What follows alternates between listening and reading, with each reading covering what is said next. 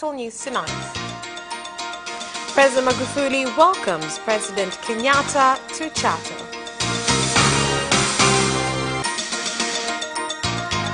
Ministry of Health in Uganda confirms new Ebola case.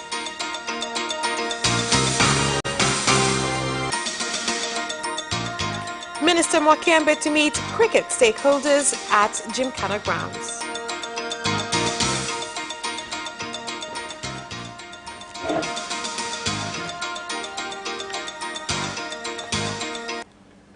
Good evening, this is Capital News at 9:30. My name is Vanessa Victor. Let's get started with the national news. President Magufuli has expressed delight on how Kenyan and Tanzanian entrepreneurs have been working together in various development and social activities, which include investing in the two countries. The president said this in Chato District Gator region immediately after welcoming the president of Kenya, Uhuru Kenyatta, who is in the district on a personal visit. Kwa mujibu wa bodi ya utalii ya Kenya, according to Kenya Tourism Board in 2018, 222,216 Tanzanians visited Kenya. It was the second highest number of tourists who visited Kenya. Apart from that, our two countries have been cooperating in fulfilling development projects, especially infrastructures. So far, we have accomplished road constructions from Arusha, Namanga, Athi River in Kenya, and border centers of Horiri and Namanga. Right now, we are working on road constructions from Horiri to Taveta, and preparations of construction of roads from Mombasa to Bagamoyo are ongoing. All this shows that our two countries have good relations. Na ndipo tuko hapa kuimarisha huo urafiki. We are here to strengthen our relations and long-term friendship, as well as emphasizing that these two countries have been blessed by God with fertile land, resources, kind citizens, speaking one language, whether in Isibania or Namanga. People still communicate in Kiswahili. We are neighbors and relatives too. Is it possible for one person to dismantle all these foundations at once? It is not possible. As children of East Africa, we say it is important for us leaders to end all barriers that prohibits movement, trade, and marriage. Hawa ni majirani.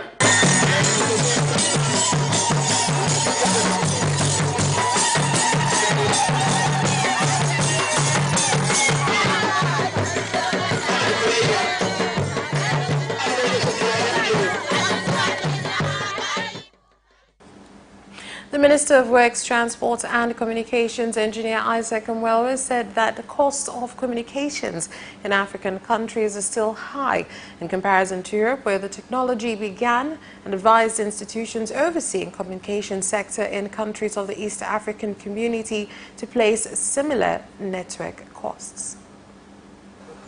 Garama. I would like to say that the expenses of using mobile phones in Africa are still far greater than what these expenses are in Europe. Now, as we move forward together, many of you have shown happiness at the fact that these expenses are coming down. However, on behalf of the government, I would like to say that it is still our aim to further bring down these expenses. I would also like to call upon mobile phone communications companies operating in the country to continue reviewing the technologies which they use so that the money of customers is not gobbled up rapidly.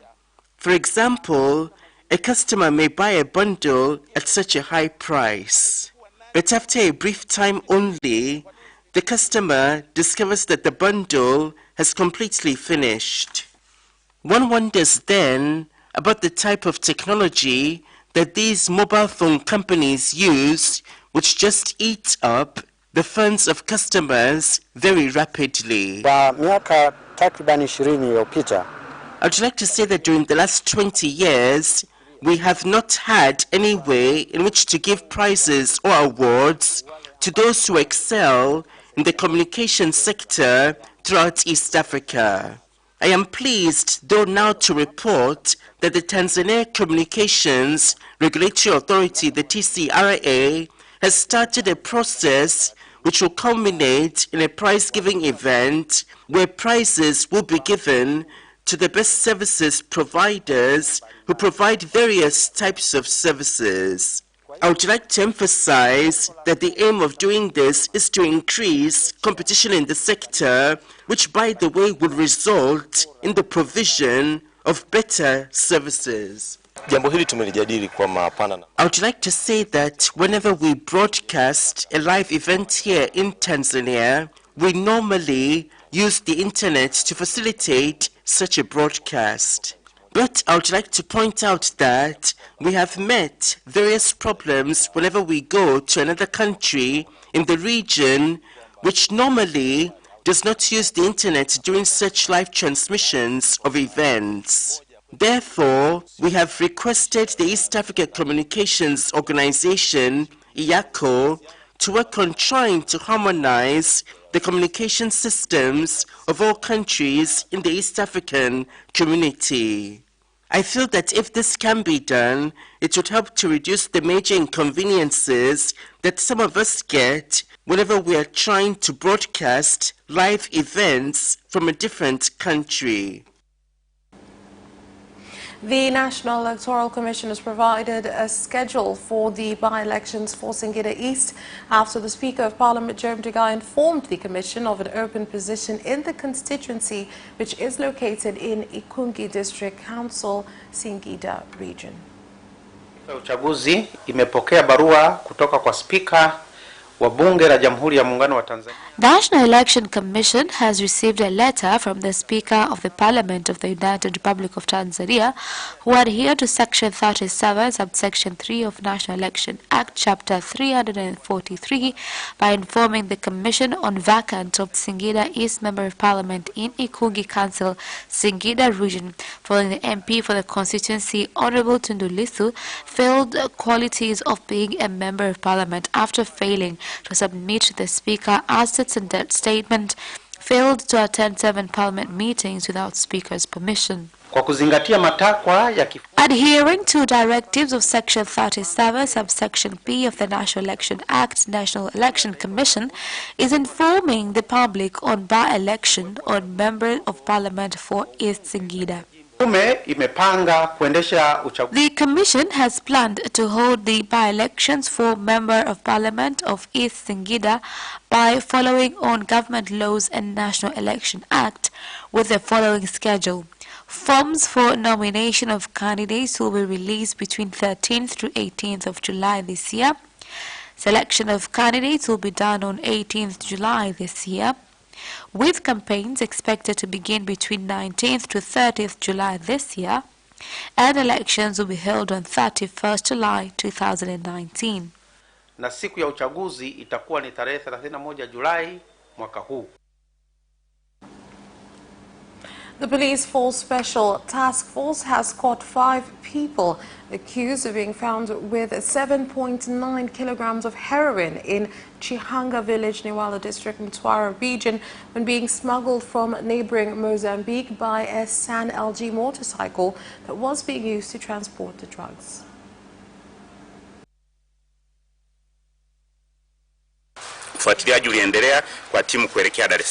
Investigations proceeded to Dar es Salaam, where on 12th June in Magomeni Mapipa area, Dorsey Street, around 4:30 a.m., the police managed to arrest Kevin Michael Mgosi, who is 33 years of age, a car dealer, where he contacted Nasoro, aka Mwarabu, who persuaded in bribing the police so that they can release their fellows who were arrested.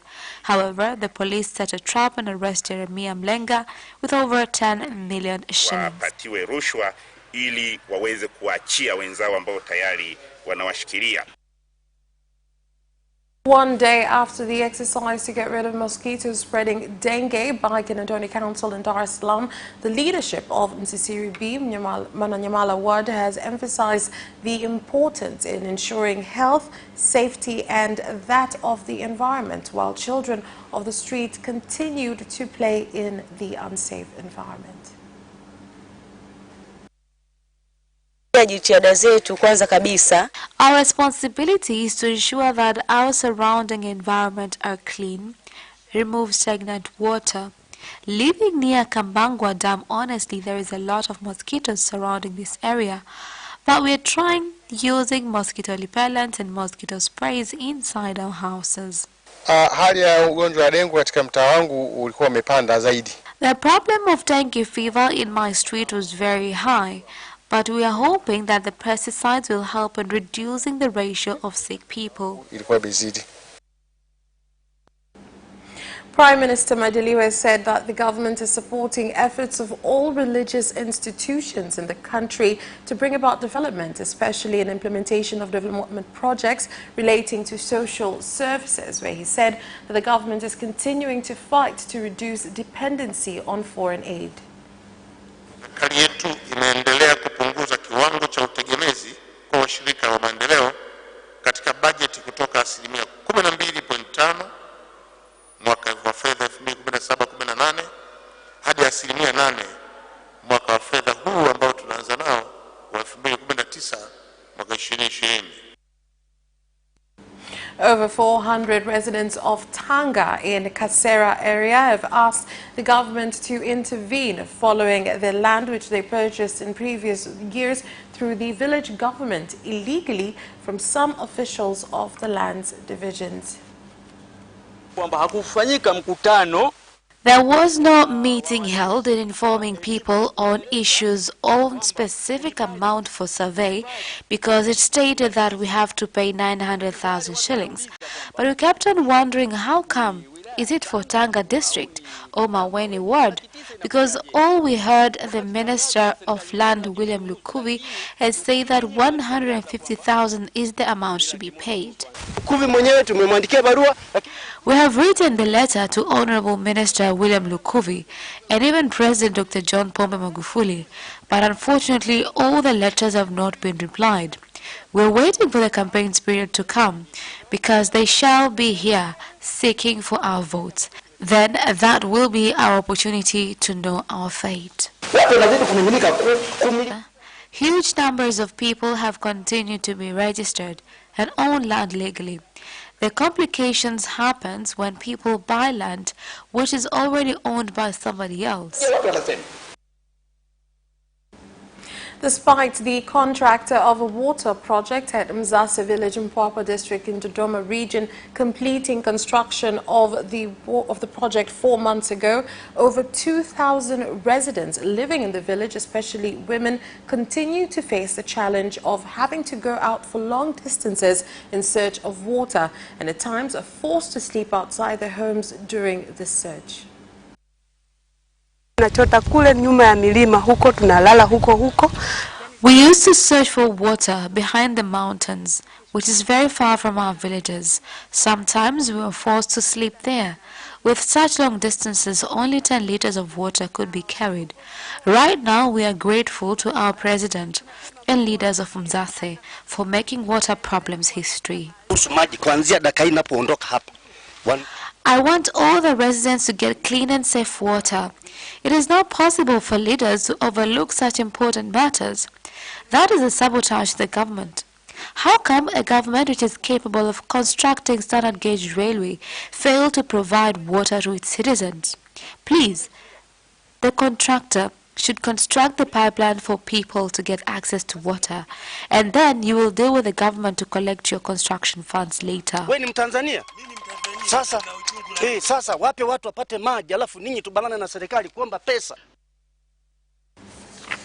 And some legal stakeholders in the country have advised the court division to see the importance of following the procedures set by the African Court on Human and People's Rights to have a report that contains the records of the performance of its duties, including rulings, something that will help with understanding and avoiding of unnecessary complaints. Students studying human rights across the world will study these cases so they can understand reasons behind the judgment. But these cases will be studied by judges and advocates in other international courts. What is even better is that this report is not only on hard copy, but it can also be available online. This report has compiled court ruling since the court was set up. This is a very important report, especially for people who file cases in our court, the government and advocates, so they can know the judgment on previous cases. Ile koti iliamua wakileta kesi kwa koti wawe wanaelewa. That's all for national news. International news is next.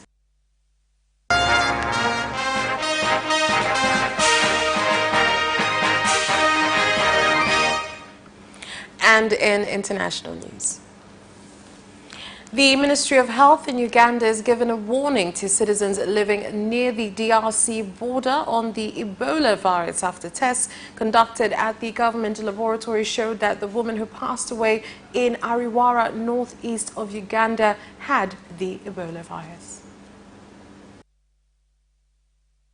Your challenge.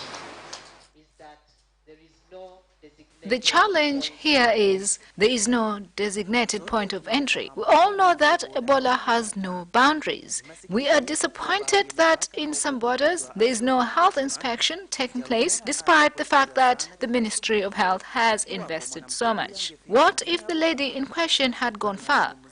We could be talking about something entirely different. God forbid. Shirika la Afya Ulimwenguni. Sudan's ruling military faction and a coalition of opposition and protest groups have reached an agreement to share power. A mediator from the African Union says a council will be set up with rotating leadership between the military and civilians. The council will operate for 3 years leading up to the elections. And that's where we leave off with international news, but do stay with us. We'll be back with business news after this break. And experts in sectors that are transforming Tanzania's economy. To be rich, I have to be a business person. It's not an easy road at all. People need to understand. You must quickly think, how cost effective are you going to be? Business acts as a way in which it can bridge that gap. Business Edition will keep you informed on latest developments in the financial sector, extractive industry, tourism, agriculture, energy, construction, and so much more. Meet entrepreneurs who create employment opportunities. Watch Business Edition on Friday at 8:15 p.m.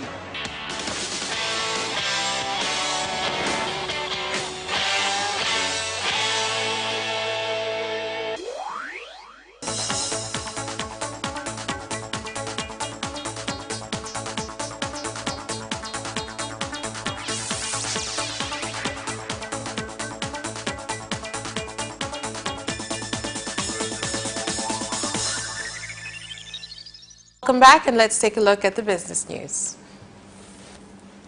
The Minister of Industry and Trade, Innocent Bashungwa, has said that the government, through his ministry, will ensure it continues to stop contraband goods from being brought into the country. This is to provide opportunities for local industries to produce more and raw materials found in the country. Their competitors bring in goods from outside the country, but when they get here, there is under-declaration on the value. Despite efforts made to buy cotton from our farmers, they bring unfair competition. As a government, we'll sit together and work on how we will control this issue.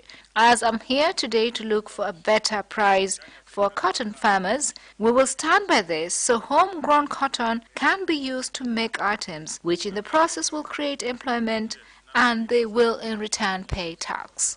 From the start of cotton, the buying of cotton, till the final sale of finished product or textile apparel is all done by Nida Textile Mills. And sir, we would like this opportunity that we have you around here. We would like to share some of the challenges that we are facing regarding our industry and market as a whole. So sir, first of all, is the problem of influx of cheap imported goods that come into the market from countries like China, India, that make their way to the market using illegal ways. If they come through the right way, paying proper taxes, proper duties, we don't have an issue because that is also a source of revenue for the government. But our concern, basic concern, is the illegal goods that make their way into the market and they give us a very, very tough competition. And the problem is the cotton from Tanzania goes to China, a kitenge is made out of it and it is smuggled into Tanzania. So the raw material, the value addition is not possible in Tanzania if protectionism policy is not applied properly. The Small Industries Development Organization, SIDO, in Dodoma region has said that there's been significant response from investors, especially in the small-scale industrial sector, to create plastic bag alternatives after seeing the huge demand in the market for them.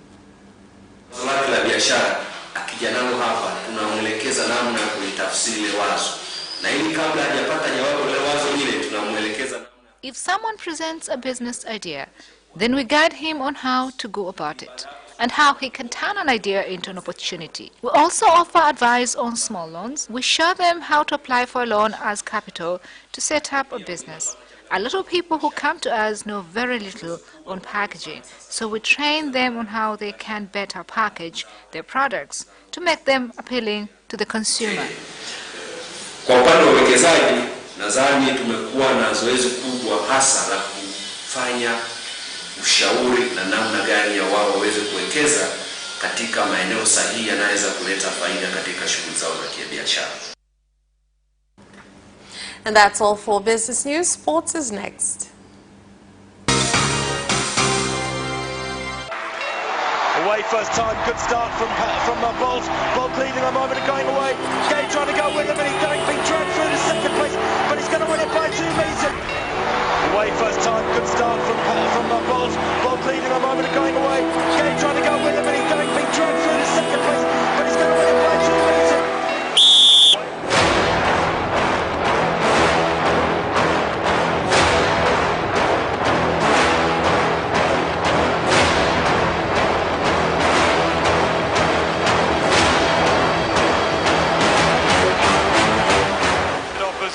Joaquinho, he did lose some length.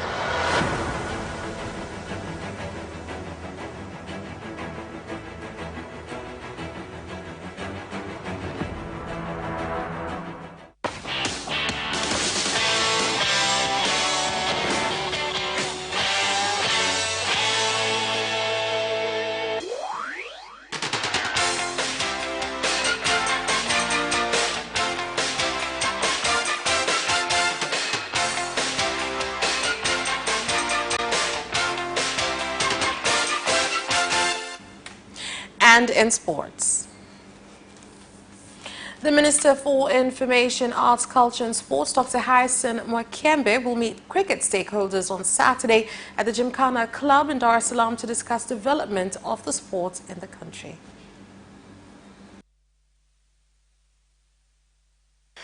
Ikumbuke kwamba mchezo wa cricket katika siku za awali.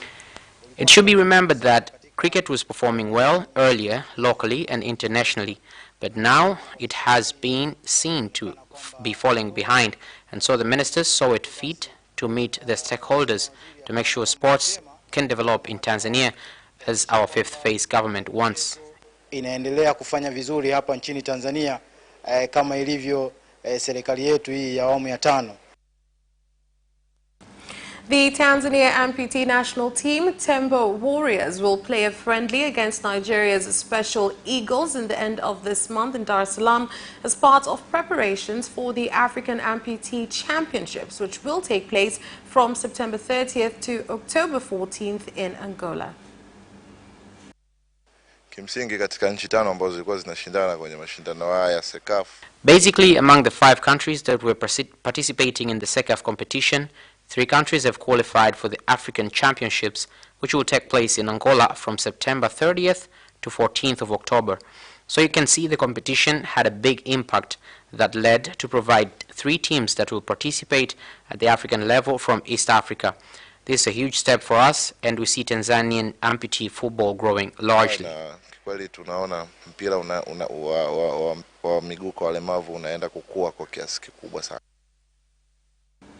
Daniel van der Donk believes the Netherlands will be underestimated by the USA in Sunday's World Cup final and says she is relishing their underdog status in Lyon. Here's more. Donk is one of 4 Arsenal Women's Super League winners who formed the spine of the Netherlands team, with Sari van Vendel in goal, Dominique Bloodworth in defense, Van der Donk in the number 10 role, and Viviane Miedema up front. Though Bloodworth and Van Venedal left the club this summer, the substitute match winner against New Zealand, Jill Rood, has been recruited.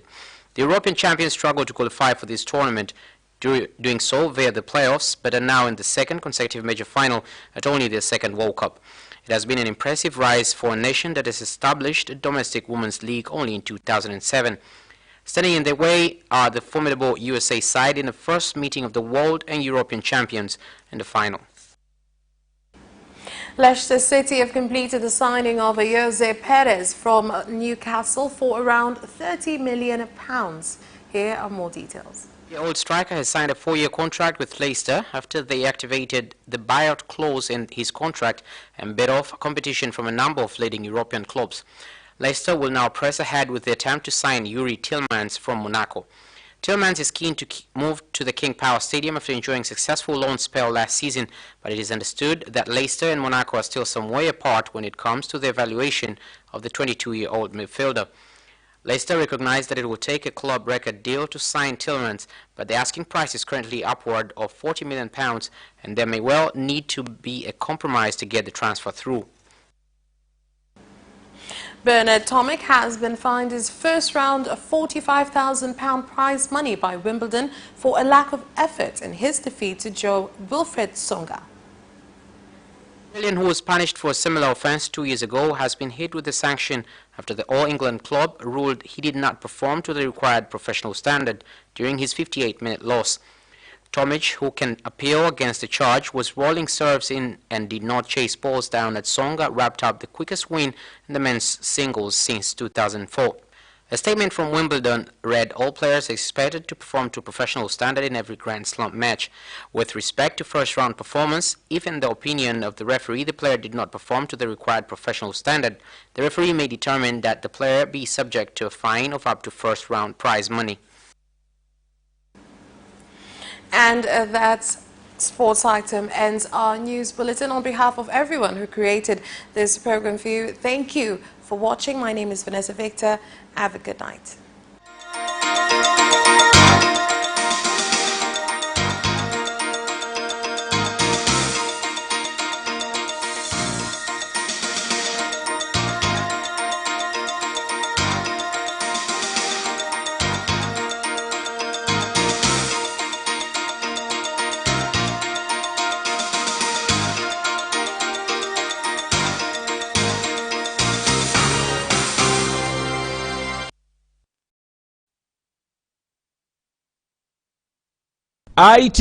Asante sana mtumiaji wa mitandao mbalimbali ya kijamii, ikiwa ni pamoja na Facebook na Twitter, pamoja pia vile vile na YouTube Tanzania. Popote pale ulipo unapata fursa kuweza kutazama kupitia mitandao ya kijamii, pia vile vile kupitia runinga yako na radio. Ni siku nyingine nzuri ya Alhamisi, wapata fursa mtazamaji, kila majira saa 3 usiku wapata fursa kuweza kutazama kipindi cha malumbano ya hoja, kipindi ambacho tunaweka mada mezani na tunawaita wataalamu husika kwa kuweza kuidadavua kinaga ubaga mada husika ambao siku ya Alhamisi tumekuwa tumeiweka kulingana na mada yenyewe. Langu jina naitwa Juma Kapalatu, siko peke yangu. Kipindi hiki cha malumbano ya hoja siku ya leo hapa studio kumependeza kweli kweli. Tunashukuru sana kwa watu waliopata fursa kuja hapa studio, lakini mkaribishe mwenzangu Maulidi Kambaya. Namna katika malumbano ya hoja huwa tuwatazama mambo ya uchumi, siasa, kiutamaduni, tunajadili hapa. Kila hoja ni hoja, unaunga mkono hoja kwa hoja na unapinga hoja kwa hoja. Na hii leo mada ambayo tumeweka mezani tunasema nini kifanyike kutokomeza mimba kwa wasichana chini ya miaka 18 walioko na wasioko shuleni? Nini kifanyike kutokomeza mimba kwa wasichana chini ya miaka 18 walioko na wasio shuleni? Ndio mada ambayo tumeweka mezani kwa usiku huu wa leo. Meza kuu tuko na Rose Mlai, yeye ni mratibu wa taifa wa muungano wa utepe mweupe wa uzazi salama Tanzania. Karibu sana Bi Rose Mlai. Lakini pia tuko na Sebastian Kitiku, yeye ni mkurugenzi msaidizi idara ya mtoto kutoka Wizara ya Afya, Maendeleo ya Jamii, Jinsia, Wazee na Watoto. Karibu sana. Asante sana. Bila shaka mada tumeweka mezani. Kwa kuchokoza, tuanze na mama. Sawa kabisa. Kwa kweli nashukuru kwa leo. mada iliyoko mezani, nini kifanyike ili kutokomeza kabisa mimba zitokanazo na mimba za watoto chini ya miaka 18. Na waita watoto kwa sababu ni watoto kweli kweli. Naona kama ni janga la taifa, lakini sio taifa hili